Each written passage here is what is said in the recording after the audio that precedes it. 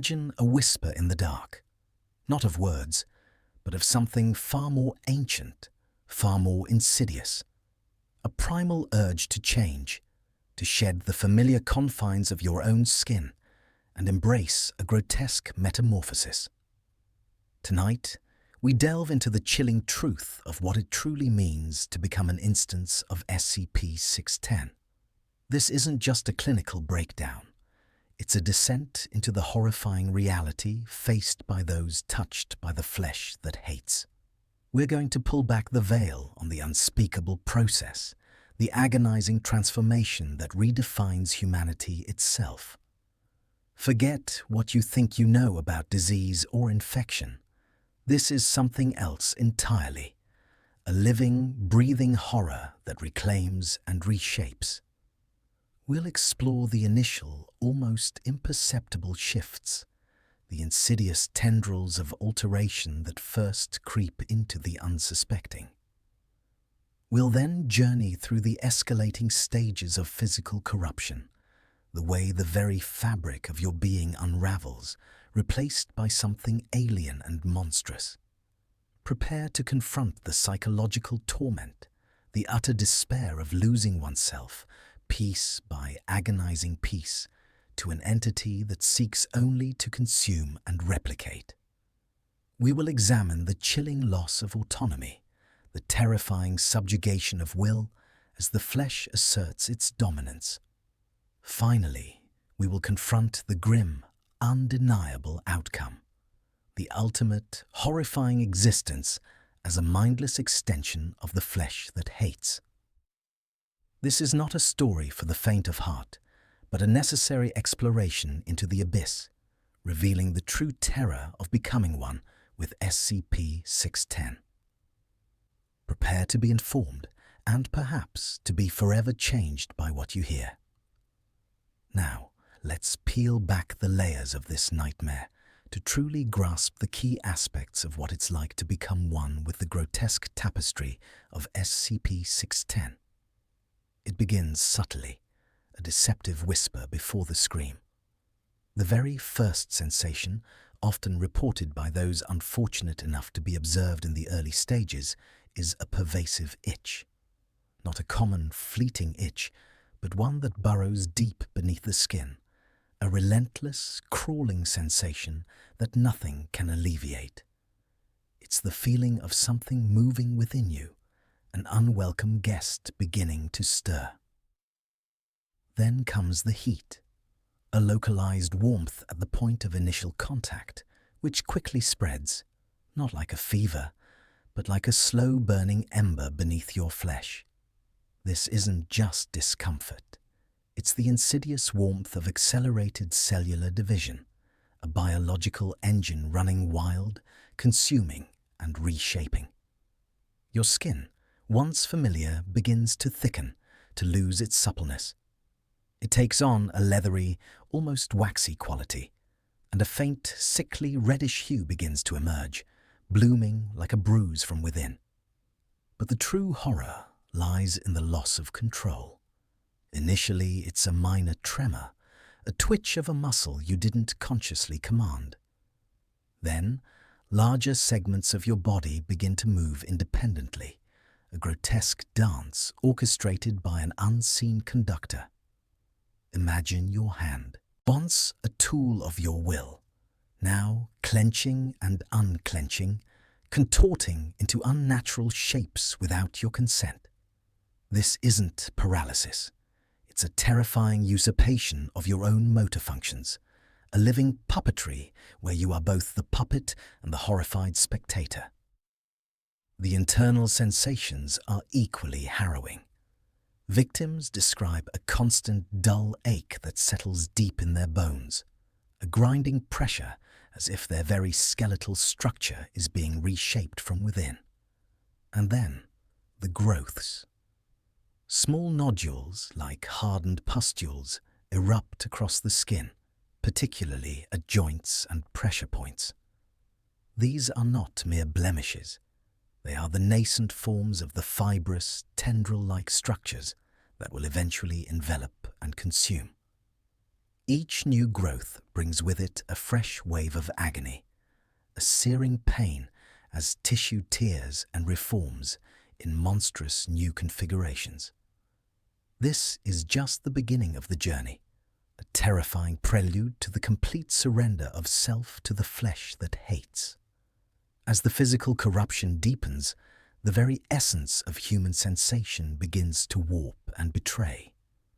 Pain, once a clear signal of harm, becomes a constant companion, a dull, throbbing bass note beneath the cacophony of your body's rebellion.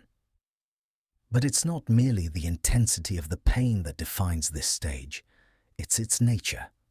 It shifts from sharp, acute agony to a deep, pervasive ache, a feeling of being stretched and torn from the inside out, as if your very cells are screaming. The skin, now a topographical map of crimson, fibrous growths, loses its normal sensitivity. Touch becomes muted, distant, replaced by an unsettling awareness of the internal churning, the relentless growth beneath. Imagine reaching out to grasp something, and your fingers, once nimble, now feel like alien appendages, thick and unresponsive. The fine motor skills vanish first, replaced by clumsy, uncoordinated movements. Your own hands become strangers, tools of the infection rather than extensions of your will. Perhaps one of the most insidious aspects is the creeping loss of self-perception. You look in a mirror, and the reflection that stares back is increasingly unfamiliar. The eyes, once windows to your soul, become bloodshot, sunken, and eventually obscured by the burgeoning tissue. Your features distort, pulling and stretching as the growths erupt. This isn't just physical disfigurement. It's a direct assault on your identity, a brutal erasure of who you once were. The mind, still trapped within this dissolving shell, is forced to witness its own disintegration. The growths themselves are no longer mere nodules. They begin to extend, to branch, forming complex vascular networks across the surface of the body. These aren't skin deep. They penetrate, intertwine with muscle, bone, and organ. Imagine feeling tendrils of flesh actively growing through your limbs, weaving themselves into your very core. This is not simply an external affliction, it is a fundamental restructuring, a complete overhaul of your biological architecture. The human form is not just being covered, it is being rebuilt according to the alien blueprint of SCP-610. The implications for movement, for breathing, for every fundamental bodily function are horrifying, transforming every simple act into an arduous, painful struggle against the encroaching flesh. This relentless internal colonization marks a critical turning point, where the individual is no longer merely infected, but actively being assimilated. As the physical corruption deepens, the internal landscape of the body transforms into a battleground, a grotesque competition between human biology and the encroaching horror of SCP-610. The organs, once vital and distinct, begin to fuse, to intertwine with the fibrous tendrils that now permeate every cavity. Imagine your lungs, not simply struggling for air, but feeling as though they are being slowly encased in a cage of living, growing filaments. The heart, once a steady drum, now beats erratically, struggling against the encroaching mass, its rhythm distorted by the alien tissue weaving through its muscle. This internal takeover manifests externally in increasingly horrifying ways. The skin, already a landscape of red growths, begins to split and tear under the pressure of the accelerated internal expansion. Open wounds appear, not from trauma, but from the sheer force of the growth beneath. These wounds do not bleed in a conventional sense. Instead, A viscous, reddish-brown fluid oozes forth, a testament to the corrupted biology. And these openings are not passive. They are active sites of further growth, new tendrils pushing their way out, seeking air, seeking more to consume. The senses, once the conduits to your world, become instruments of torture.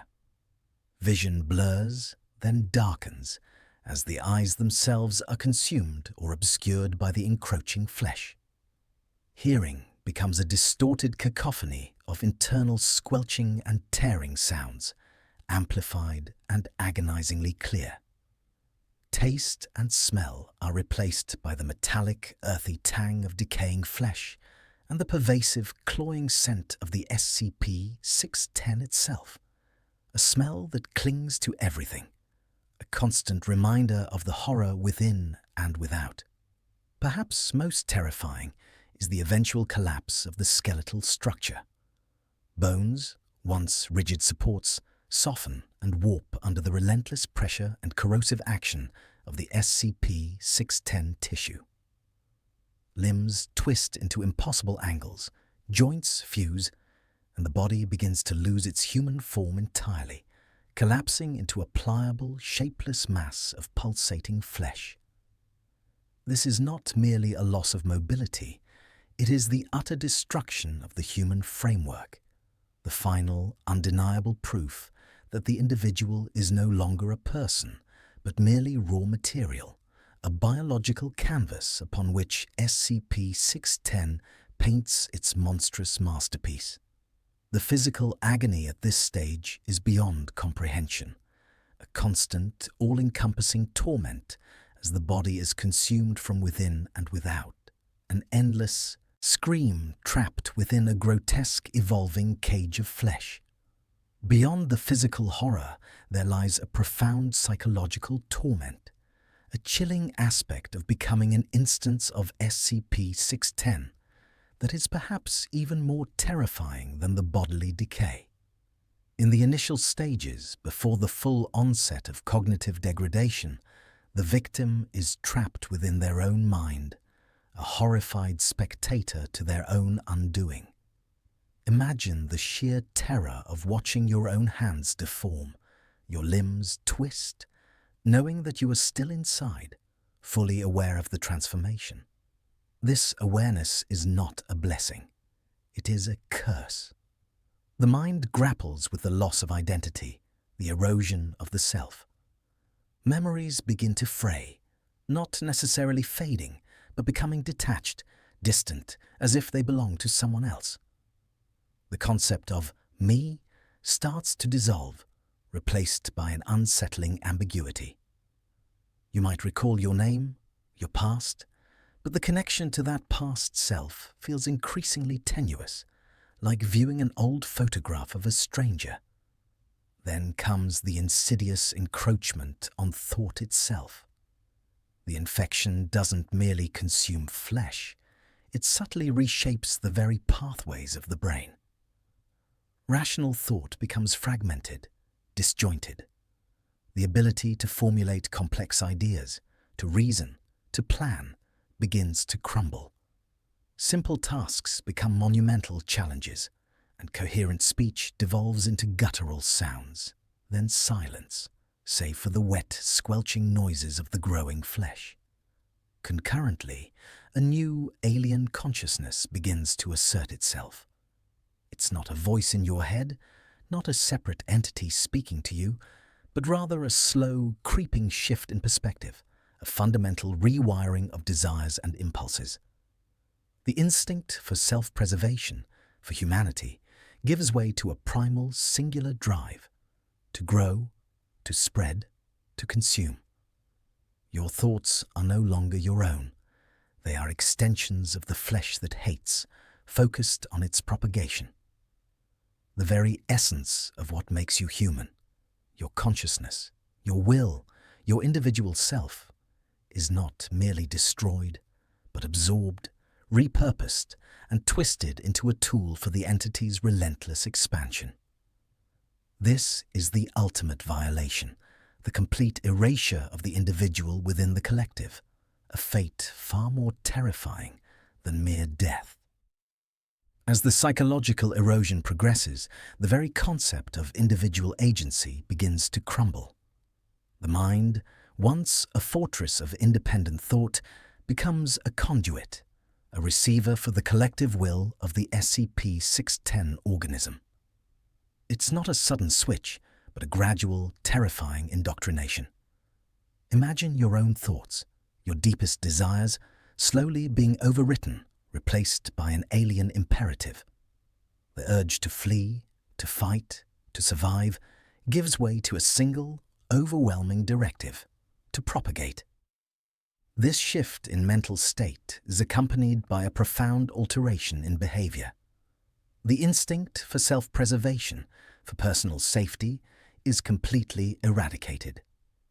An instance of SCP-610 will actively seek out uninfected hosts, not with malice, but with an almost biological imperative, an unthinking drive to spread. They will move with a disturbing, shambling gait, their grotesque forms propelled by this singular purpose, ignoring pain, ignoring injury, driven solely by the need to make others like them. The capacity for human emotion, for empathy, for fear is utterly extinguished. What remains is a cold, calculating efficiency, a biological machine repurposed for a singular, horrifying goal.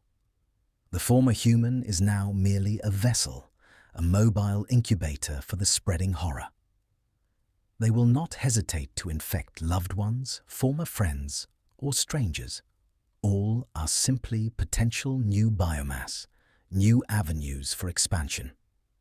There is no recognition, no hesitation, only the relentless, unthinking push of the infection. This complete reprogramming of the mind, this transformation from individual consciousness to a component of a collective entity, is perhaps the ultimate horror. It's not just death. It's the obliteration of the soul, the complete and utter subjugation of everything that once defined a person. The individual becomes a drone, a living tool in the relentless, silent expansion of the flesh that hates. Their former existence is erased, their memories assimilated, their very being folded into the larger monstrous whole, a chilling testament to the utter dominance of the anomaly. The final stage is not just physical transformation, but the ultimate spiritual absorption, leaving behind only an echo of humanity, twisted into something profoundly, terrifyingly alien. The ultimate fate of an SCP-610 instance is not merely biological death, but a grotesque assimilation into the collective mass of the organism. As the individual form dissolves, the flesh itself begins to coalesce, merging with other infected entities, or simply expanding into a larger, undifferentiated growth. This is the final, horrifying obliteration of the self, a complete loss of any discernible individual identity. The distinct human shape, however distorted, gives way to an amorphous, pulsating landscape of red tissue. Imagine the sensation of your own flesh stretching, thinning, then seamlessly merging with the flesh of another, or with the very ground beneath you. The boundaries of your body, once so clearly defined, simply cease to exist. Your individual organs, long since corrupted, are no longer yours, but components within a larger, interconnected biological system. This isn't just joining a group, it's dissolving into a single, vast, living entity. Within these larger masses of SCP-610, the former humans become indistinguishable. They are absorbed, their biological material repurposed, their consciousness, if any fragmented awareness remains, subsumed into the collective. Their former existence is erased, their unique genetic code melted down and reformed into the terrifying homogeneity of the anomaly. There is no individual thought, no personal will, only the collective, unthinking drive of the organism itself. This process is a terrifying testament to the destructive power of SCP-610, turning individuals into mere building blocks for its relentless expansion. The once distinct human is now just another part of the living, breathing, growing horror, contributing its biomass and energy to the spread of the infection. It's the ultimate loss of individuality, a complete and irreversible transformation into something utterly alien, where the very concept of self is not just lost, but actively consumed and repurposed. This final stage is a chilling culmination of the entire infection process, a stark reminder that to become an instance of SCP-610 is to be utterly, irrevocably consumed. The existential horror of becoming an instance of SCP-610 extends beyond the physical and psychological, touching upon the very nature of existence. It's not merely death, it's a terrifying redefinition of life itself. The transformed beings, these instances of the flesh that hates, are not truly alive in any recognizable human sense, nor are they truly dead. They exist in a horrifying liminal state, a grotesque parody of life. Consider the implications. A biological entity that thrives on the consumption and assimilation of other life forms, repurposing them into its own expanding mass. The human body, once a complex and miraculous vessel of consciousness and individuality, is reduced to raw material. It's a complete inversion of natural order, a biological anomaly that mocks the very concept of organic life as we understand it. The instances do not breathe air, do not require food in the conventional sense, and do not experience consciousness as a human would. Their life is simply growth, spread, and the relentless pursuit of more biomass. This redefinition of existence also impacts the environment around the infection zone. The very earth becomes tainted, saturated with the essence of SCP-610. The air itself feels heavy, humid, carrying the scent of decay and something indefinably wrong. It's as if the anomaly doesn't just transform individuals, but the fabric of reality itself within its influence, creating a pocket of alien biology that actively subverts and corrupts all that it touches. The ultimate aspect of this existential horror is the realization that there is no escape, no reversal. Once the transformation begins, it is a one-way journey into this new, terrifying form of existence. There is no cure, no way back to what once was. The individual, their memories, their consciousness, their very soul are irrevocably lost, absorbed into a collective nightmare. It's a fate that transcends mere mortality, plunging into a realm where the boundaries between life and something far, far worse utterly blur. The sensory experience of becoming an instance of SCP-610 is a descent into a nightmare of corrupted perceptions. As the infection takes hold, the familiar world begins to warp and distort. The sense of touch, initially dominated by an unbearable itch and burning, evolves into something far stranger. Nerve endings, once finely tuned, become overloaded, creating a constant, throbbing awareness of the internal restructuring. It's a sensation akin to being perpetually aware of every cell dividing, every fiber stretching, every new growth pushing its way to the surface. Pain becomes a dull constant, a background hum against the symphony of grotesque biological change. Vision, too, suffers a terrifying reinterpretation. The eyes, if they haven't yet been fully consumed or repurposed, begin to perceive the world through a filter of the burgeoning flesh. Colors might shift, textures might appear to ripple and pulse, mirroring the internal biological chaos. The light itself could seem to take on an unnatural hue, reflecting off the glistening raw surfaces of the new growths.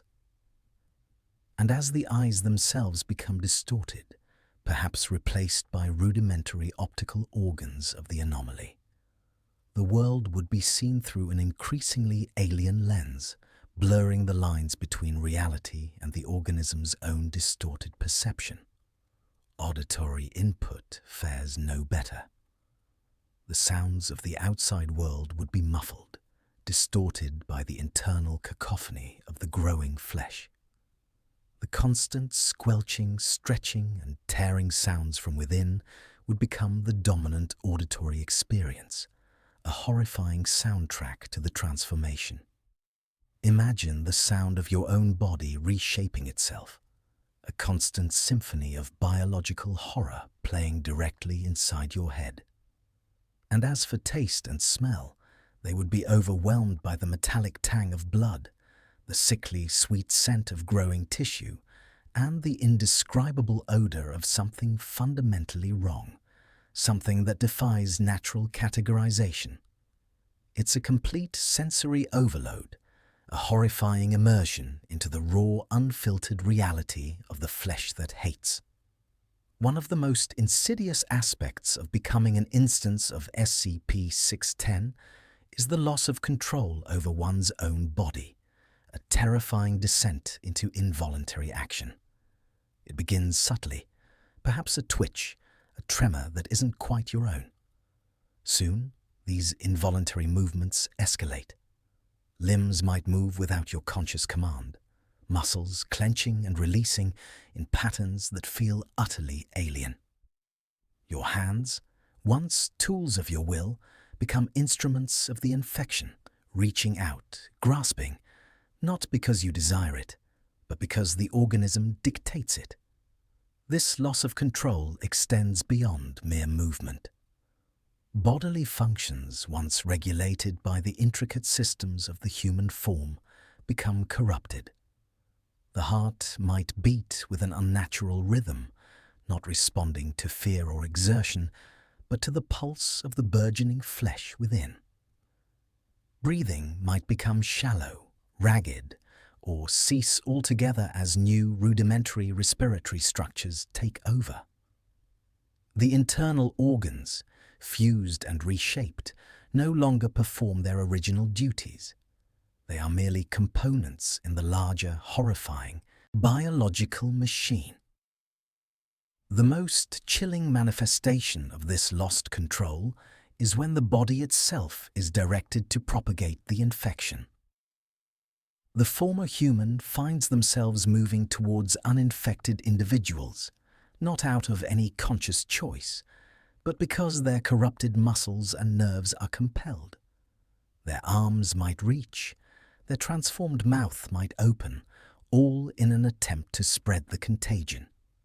Imagine the horror of being trapped within your own flesh, a silent prisoner, forced to enact the will of an alien entity, to participate in the very act that condemns others to your fate. Your screams would be unheard, your struggle futile, as your body, now a puppet, carries out its grim task. This involuntary servitude is a deep psychological torment, even as the mind is slowly eroded.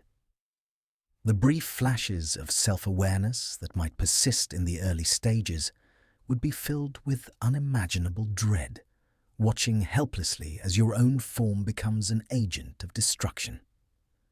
It's a complete subjugation, reducing a sentient being to a mere biological automaton, a living tool for the expansion of the flesh that hates.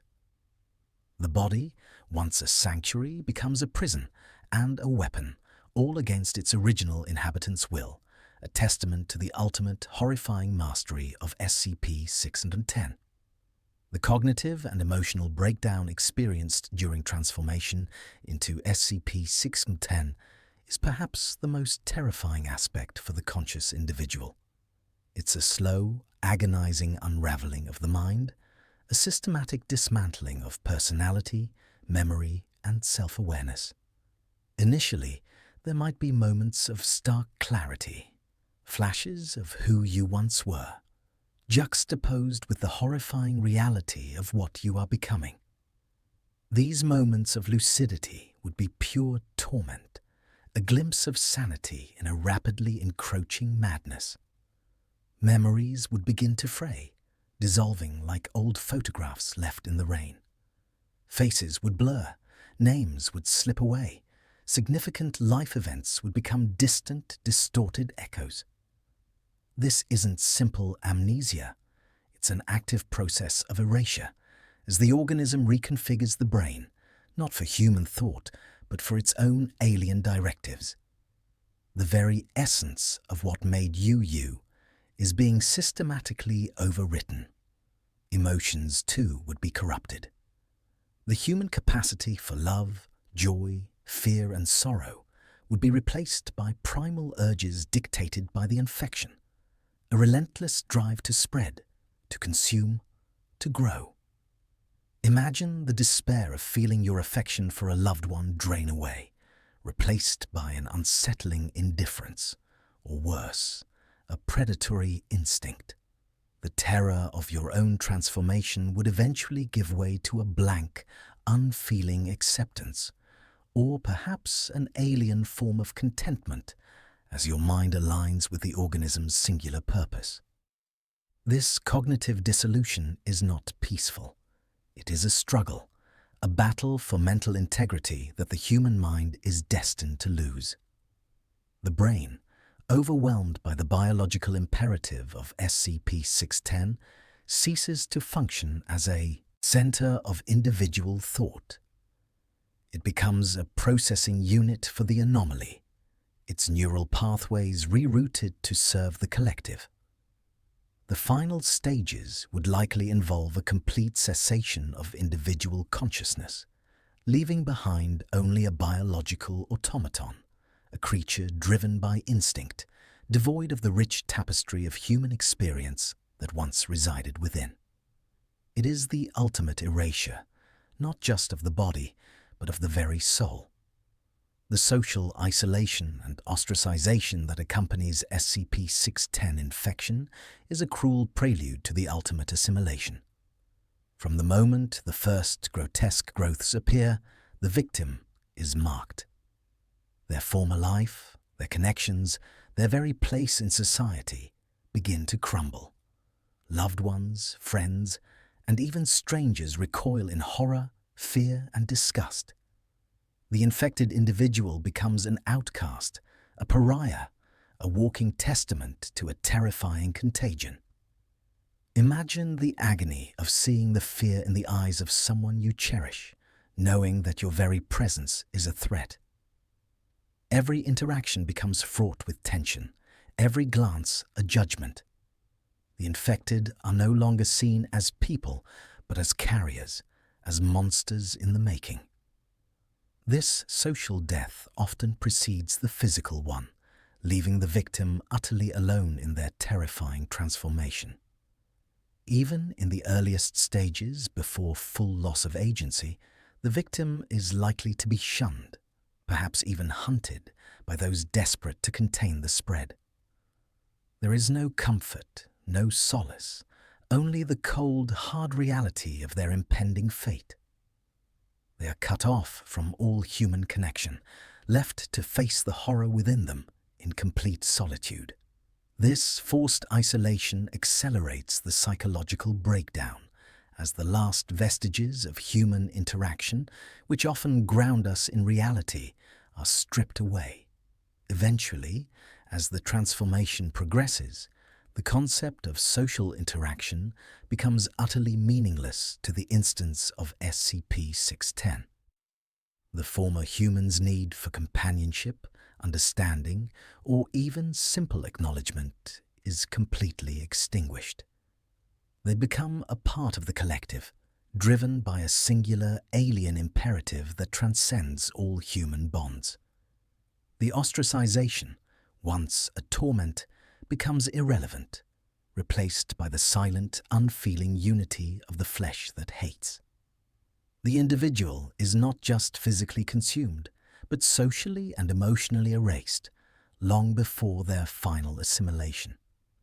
The loss of individual identity and self-awareness is the ultimate horror inflicted by SCP-610.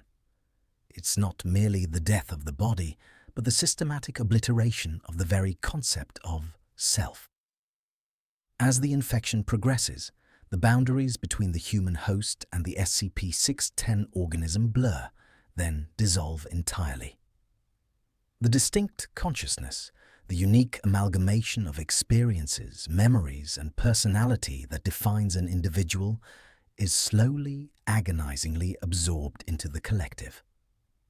Imagine the chilling realization that your thoughts are no longer entirely your own, that the nascent urges and impulses you feel are not derived from your history or desires, but are echoes of a vast, unthinking biological network. This isn't possession in the traditional sense. It's a far more insidious form of erasure. Your mind isn't being controlled, it's being repurposed, its intricate pathways rewired to serve a single, overriding purpose: the growth and propagation of the flesh that hates. The internal monologue, the voice in your head that defines your perspective, would gradually fade. Personal pronouns like I and me would lose their meaning, replaced by a nascent, unformed sense of us or the whole. The very concept of individuality would become alien, a distant, incomprehensible memory.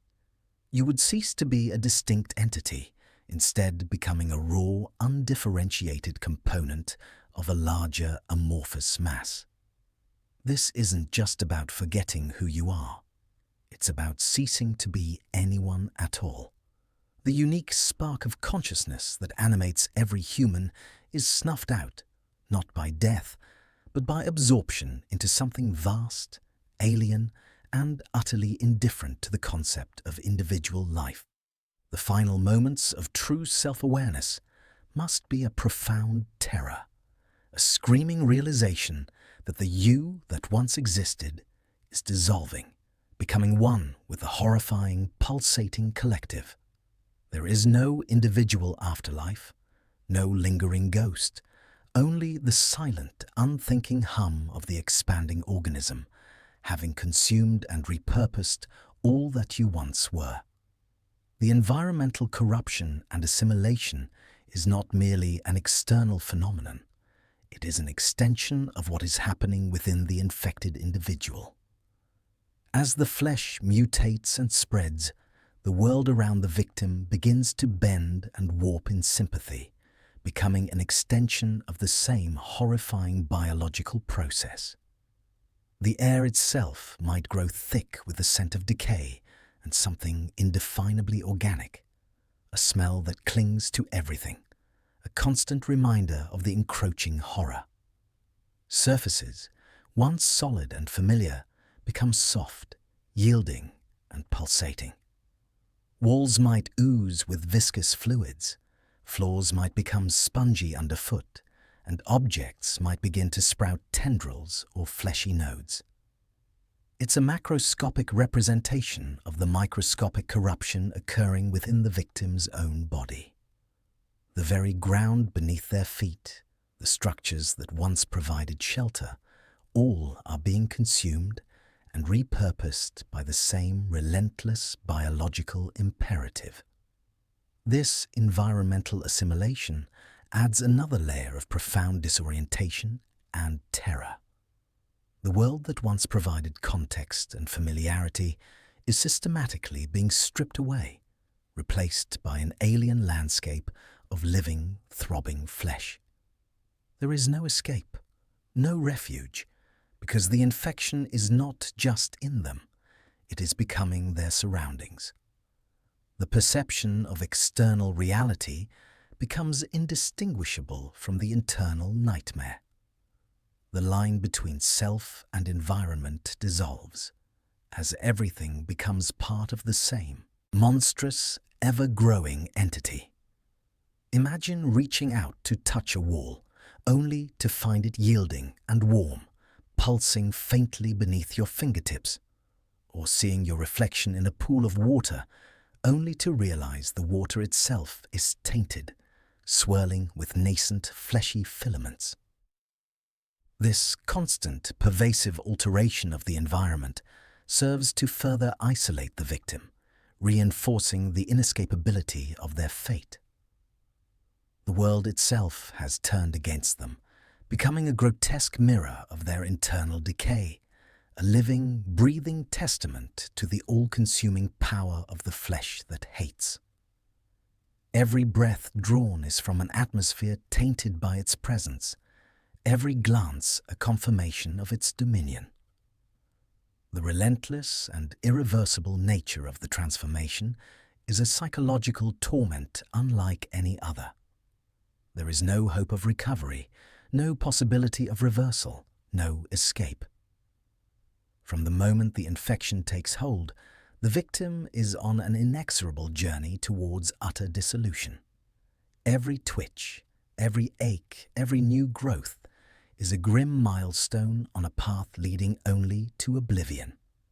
Imagine the crushing despair of knowing, with absolute certainty, that every effort to resist, every scream, every desperate plea is utterly futile.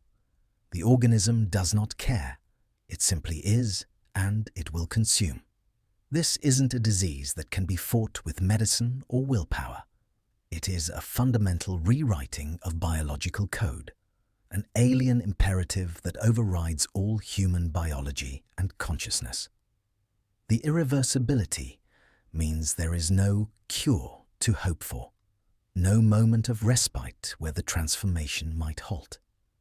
It is a constant, accelerating descent into a grotesque new form, a living death from which there is no return. This knowledge would gnaw at the edges of sanity, even as sanity itself begins to fray. The victim is trapped within their own body, a witness to its horrifying betrayal with no means of intervention. The finality of it all is perhaps the most terrifying aspect. It's not just about dying. It's about being fundamentally changed into something monstrous, something that will continue to exist, but not as you. Your body becomes a puppet, your mind a fading echo, and your future an indistinguishable part of a spreading alien biomass. There is no redemption, only assimilation. This absolute certainty of an inescapable, horrifying fate defines the experience of becoming an instance of SCP-610, turning every second of the transformation into an act of prolonged existential torture. The individual is not merely dying, they are being unmade, piece by agonizing piece, with no hope of ever being whole again. The loss of control over one's own body is a terrifying descent into involuntary servitude. From the initial involuntary twitches and contractions, a chilling realization dawns. This body, once your own, is no longer yours to command. It becomes a puppet, animated by an alien will, its movements dictated by the spreading tendrils of SCP-610. Imagine your hand, reaching out, not because you willed it, but because the infection compelled it to. Your muscles clench, your limbs spasm, your mouth opens to emit sounds that are not your own. This is not paralysis. It is something far worse. It is the experience of being trapped within your own flesh, a silent observer as your physical form is hijacked and forced to perform grotesque actions. At first, these might be subtle, almost imperceptible shifts, easily dismissed as spasms or fatigue. But as the infection deepens, the control exerted by SCP-610 becomes undeniable, absolute. Your body moves with an unsettling purpose, driven by the organism's primal need to spread, to consume, to replicate. You might find yourself compelled to move towards other uninfected individuals, your own body becoming a vector for the very horror that is consuming you. The horror is magnified by the awareness that often persists through these stages. You are a prisoner in your own skin, forced to witness your body betraying every instinct, every desire, every ounce of self-preservation. Your legs might carry you into danger. Your arms might reach out to embrace the very thing that is destroying you. The loss of autonomy is total, transforming the victim into a biological drone, a living tool for the expansion of the flesh that hates. This involuntary action is a cruel mockery of free will. The body, an instrument of personal agency, becomes an instrument of biological horror, systematically dismantling the victim's humanity from the inside out. There is no resistance, only the horrifying, inescapable reality of being a passenger in your own collapsing form, driven by a will that is utterly alien, utterly monstrous. The agonizing pain and discomfort are not mere side effects. They are a fundamental part of the SCP-610 transformation, a constant, grinding torment that pushes the boundaries of human endurance. This isn't the clean, sharp pain of a wound, but a deep, pervasive agony that emanates from every fiber of one's being. Imagine 1,000 invisible needles constantly pricking and tearing at your flesh, simultaneously. Now imagine those needles are also injecting a searing, acidic fire into your veins. The initial itch and warmth quickly escalate into something far more sinister, a burning sensation that permeates the deep tissues, a gnawing ache in the bones, and a constant, unbearable pressure as new, alien growths erupt from beneath the skin. This discomfort isn't static. It shifts and evolves, mirroring the grotesque changes occurring within. Organs fuse and distort, creating internal pressures that feel like your very core is being crushed. Muscles contort and rip, not from exertion, but from the uncontrolled proliferation of corrupted tissue. The skeletal structure, once rigid and supportive, softens and warps, leading to a constant, nauseating sense of instability. Sleep, if it even comes, offers no respite. The pain persists, weaving itself into nightmarish visions of grotesque transformation, leaving the victim more exhausted and terrified than before.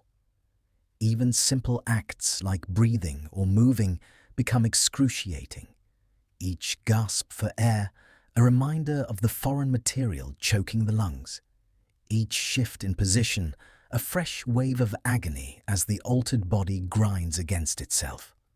This constant, all-encompassing pain serves as a relentless physical manifestation of the biological horror taking hold. It is a sensory assault that leaves no part of the body untouched, a continuous, inescapable reminder of the monstrous metamorphosis unfolding. The body, once a vessel of life and sensation, becomes a living instrument of torture, a testament to the brutal efficiency of the flesh that hates in its relentless consumption and reshaping of all that is human. The erosion of memory and personal history is another insidious aspect of becoming an instance of SCP-610. It's not just the body that is corrupted. The very fabric of identity begins to unravel, piece by agonizing piece. Initially, it might manifest as a subtle forgetfulness, a momentary blank where a cherished memory should be. But this quickly escalates into something far more terrifying.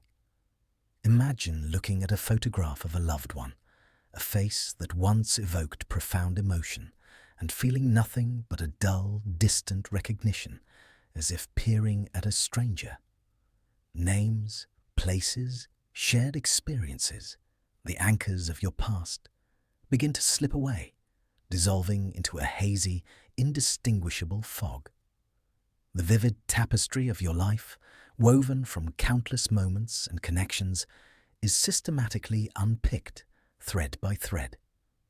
This isn't merely amnesia, it's a targeted assault on the self. The organism seems to actively dismantle the cognitive structures that define individuality. The memories aren't simply lost, they are absorbed, perhaps even repurposed by the collective consciousness of SCP-610, transforming them from personal recollections into undifferentiated data for the entity. Your unique perspective, your personal narrative, all that makes you you, is systematically erased. The horror lies in the awareness of this loss. For a time, you might desperately cling to fragments of your past, clutching at fading images and echoes of conversations, fighting against the creeping void. But the organism is relentless. Your own mind becomes a battlefield where your identity is slowly but surely conquered. The emotional resonance of memories fades first, leaving behind hollow shells of events. Then the details blur until even the most significant moments become abstract, meaningless. Eventually, the past becomes a foreign country, a place you once inhabited but can no longer recall. The person you once were ceases to exist, not just physically, but within the very confines of your own mind. You become a blank slate, ready to be written upon by the directives of the flesh that hates, stripped of the history that once defined you. The sensory distortions are not merely uncomfortable, they are a fundamental rewiring of perception, transforming the world into an alien, grotesque landscape. What was once familiar becomes terrifyingly alien, seen through a lens of corrupted flesh. Imagine your vision blurring, not just from fatigue, but from the actual physical growth of new, fibrous tissue across your eyeballs. Colors shift and bleed into one another, shapes warp and ripple. What was once a clear image becomes a pulsating organic mess, reflecting the internal chaos of your own body. Light, once a source of comfort, might become an unbearable assault, every ray magnified into a burning spear. Darkness might offer no solace, instead revealing shifting, indistinct forms that exist only within your altered perception. Sound transforms from distinct noises into a cacophony of biological horror. The gentle rustle of leaves might sound like the tearing of flesh, the whisper of a breeze like the gurgling of internal fluids. Your own heartbeat becomes a thunderous, sickening drum, amplified and distorted, a constant reminder of the alien life thrumming within you. The internal processes of your own transformation, the cracking of bone, the stretching of muscle, the squelching of new growth, become the dominant soundscape, drowning out the external world. Touch, once a way to connect with your environment, becomes a source of constant revulsion. The feeling of your own skin, once familiar, now feels alien, rough, and strangely moist. Every surface you encounter might feel like an extension of your own infected flesh, sticky and repulsive. The boundaries between your body and the external world begin to blur, your sense of self dissolving into a tactile nightmare. Even taste and smell are not spared. Food, if you can even conceive of consuming it, might taste of rot and decay, or of some indescribable metallic tang. The air itself might carry the cloying, sickly sweet scent of growing biomass, a constant olfactory reminder of the spreading corruption. These sensory overloads and distortions are not random. They are a systematic dismantling of your connection to reality, replacing it with the raw, unfiltered, and utterly terrifying reality of SCP-610's existence. You are forced to perceive the world through the eyes, ears, and skin of a monstrous entity, your human senses twisted into instruments of its alien purpose. The ultimate terror of SCP-610 is the systematic obliteration of consciousness and self-awareness. It is not merely death, nor is it a simple loss of mind. It is a profound unmaking of the very essence of being, a dissolution into something less than human, less than individual. In the initial stages, there might be a desperate struggle, a frantic attempt to cling to the fragments of your former self. You might fight against the involuntary movements, scream against the distorted perceptions, or desperately try to recall a name, a face, a memory. But this struggle is futile, a desperate plea against an unstoppable tide. As the physical transformation progresses, so too does the erosion of the mind. Thoughts become fragmented, emotions dull and distant. The distinct I that defines your existence begins to blur, merging with the growing collective consciousness of the anomaly. It's like watching your own reflection ripple and distort in a pool of murky water until it finally disappears entirely. This isn't a peaceful fading away. There is a terrifying internal awareness of this dissolution. You are present for your own unmaking, a silent observer as your unique perspective. Your hopes, your fears, your very soul are systematically absorbed and repurposed. The intricate web of your personality unravels, replaced by alien directives, by the primal urges of the flesh that hates. The final stage is not a moment of oblivion, but a terrifying assimilation. Your individual consciousness doesn't simply cease to exist. It becomes a part of the vast, amorphous intelligence of SCP-610. You are still there, in a sense, but not as you. You are a component, a cell in a larger, grotesque organism, your former identity utterly subsumed. Your perceptions, your actions, your very being are now dictated by the collective, by the singular purpose of the anomaly: to grow, to spread, to consume.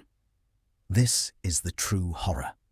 To be trapped within a monstrous collective entity, your individual spark extinguished, yet perhaps dimly aware of the atrocities committed by the body you once called your own. It is an eternal damnation, a state of being where identity is abolished and the self is reduced to an undifferentiated part of a living nightmare. The loss of autonomy is perhaps one of the most chilling aspects of SCP-610 infection. It's the profound, inescapable realization that your body is no longer your own, that your will has been utterly subjugated by an alien intelligence. Initially, you might experience subtle urges, impulses that feel foreign, yet compelling. A sudden, irrational desire to touch a raw infected surface, or to move towards a specific direction without understanding why. These are the tendrils of SCP-610 beginning to assert control, planting its insidious commands within your nervous system. As the infection deepens, these urges become irresistible directives. Your limbs move without your conscious command, contorting into unnatural positions, performing actions that are utterly repulsive to your dwindling human will. You might find your hands reaching out, not to grasp, but to smear the corrupted flesh onto another, to spread the very horror that consumes you. Your mouth might open, not to speak your own thoughts, but to utter guttural, inhuman sounds, or to expel infectious material. The terror comes from being a conscious passenger in your own body, a prisoner within your own flesh. You can witness the grotesque actions, feel the repulsive textures, and perhaps even understand the devastating consequences. but you are powerless to stop it. Your mind, though decaying, remains trapped, forced to observe its own physical form, betraying every instinct of self-preservation and humanity. This isn't merely paralysis. It's a profound, active subjugation. The organism doesn't just immobilize you, it puppeteers you. It forces your muscles to contract, your joints to articulate, all in service of its own horrifying agenda. Every involuntary movement is a fresh stab of psychological agony, a stark reminder that the you once were is being systematically erased, replaced by an unthinking vector for a monstrous alien plague.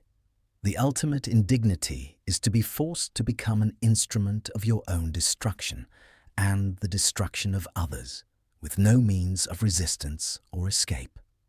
The horror of SCP-610 extends beyond the physical and psychological, burrowing deep into the spiritual and existential. It challenges the very definition of life and being, morphing an individual into a grotesque parody of their former self, a living testament to an alien, terrifying biology. It's not merely a disease, it's an uncreation. The human form, with its intricate systems and delicate balance, is systematically dismantled and reassembled into something profoundly unnatural. Organs mutate, flesh reconfigures, and bone reshapes into structures that defy biological logic, serving only the inscrutable purpose of the anomaly. Your very cells, once working in concert to sustain you, now serve a different master, replicating and transforming with a singular, horrifying intent. This redefinition of life is accompanied by an equally terrifying redefinition of death. You are not truly alive in any recognizable sense, yet you do not die. Instead, you exist in a perpetual state of grotesque transformation, a living, breathing monument to corruption. Your body, once a vessel for consciousness, becomes a factory for the anomaly, a living engine for its propagation. The lines between what is human and what is monstrous blur, then vanish entirely. This existential dread is amplified by the knowledge that this transformation is irreversible. There is no cure, no hope of returning to your former state. Once touched by SCP-610, your fate is sealed, to become an instance of the flesh that hates, to contribute your very being to its horrifying growth. You are a living sacrifice, your existence redefined as an offering to a cosmic horror. The ultimate nightmare is not just losing your life, but losing the very concept of what it means to be alive, to be human. You become a biological anomaly, a walking, squelching question mark against the backdrop of natural order. It is an end far more terrifying than simple cessation, for it means existence without purpose, without self, without even the dignity of non-being. The pervasive sense of inescapable dread is a constant companion throughout the transformation. It's not a fleeting fear, but a deep, gnawing terror that settles in your bones and resonates with every fiber of your being. This dread stems from the absolute certainty of your fate, the horrifying realization that there is no escape, no reprieve, only the inevitable descent into monstrousness. From the first tingle of infection, a cold, creeping awareness begins to set in. You understand, perhaps instinctively, that something fundamental has shifted, that an alien force has taken root within you.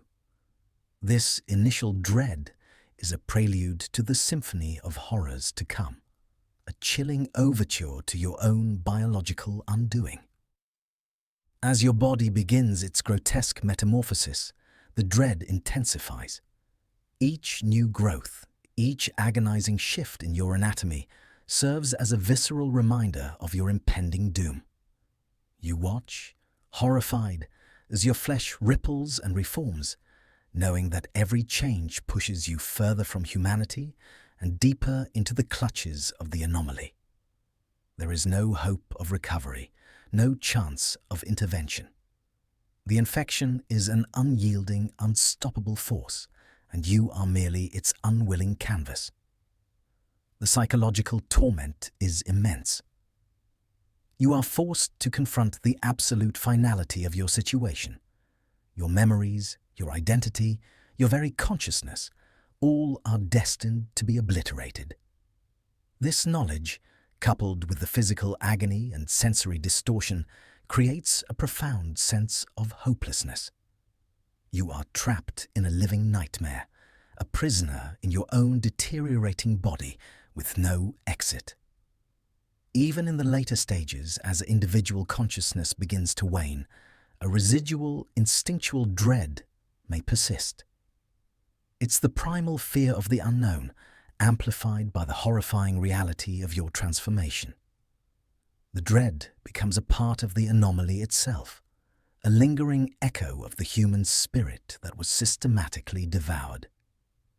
It is the ultimate psychological torture, to be fully aware of your own unmaking, to anticipate every agonizing step of your descent, and to know with absolute certainty that there is nothing, absolutely nothing, you can do to stop it.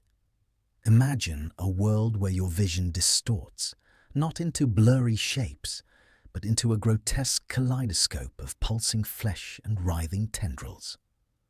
This is the rewired perception of reality experienced by an instance of SCP-610. Your senses, once your trusted guides, become instruments of horror, each input a terrifying testament to your ongoing transformation. Your eyes, perhaps once capable of appreciating beauty, now perceive only the sickening hues of corrupted organic matter. The familiar world around you warps, becoming an extension of the infection itself. Walls might seem to breathe, shadows might writhe with unseen forms, and every surface could appear to be covered in the same pulsating crimson growth that consumes your own body. This isn't hallucination. It's a fundamental alteration of how your brain processes sensory data, forced to interpret the world through the lens of the anomaly. Sounds become a cacophony of squelching, tearing, and the wet, rhythmic throb of growing tissue. The gentle rustle of leaves might be replaced by the sound of sinews stretching, and human voices could morph into distorted, guttural echoes, or perhaps even the low, resonant hum of the collective organism. Every auditory input reinforces the terrifying reality of your changed state, trapping you in an auditory nightmare. Touch, once a source of comfort or information, becomes a constant assault. The softness of fabric, the warmth of another hand, these sensations are replaced by the slimy, fibrous texture of your own mutating flesh, or the coarse, abrasive feel of the surrounding corrupted environment. There is no escape from this tactile horror. Your skin itself is a source of revulsion, a constant reminder of the alien presence within. And taste, if any remains, would be an abominable experience. The metallic tang of blood, the earthy bitterness of rot, perhaps even the sweet, cloying taste of decaying organic matter would dominate any attempt at consumption. Even the air you breathe might carry the scent of decay, of damp earth, and the indescribable odor of something fundamentally wrong. This rewired perception ensures that every waking moment is a nightmare. Your world shrinks, becoming a grotesque reflection of your internal corruption. There is no solace, no escape, as your own senses betray you, forcing you to experience the world not as a human, but as a part of the horrifying, ever-growing entity. The profound sense of isolation is not merely a consequence of the infection. It is an active, insidious mechanism of SCP-610.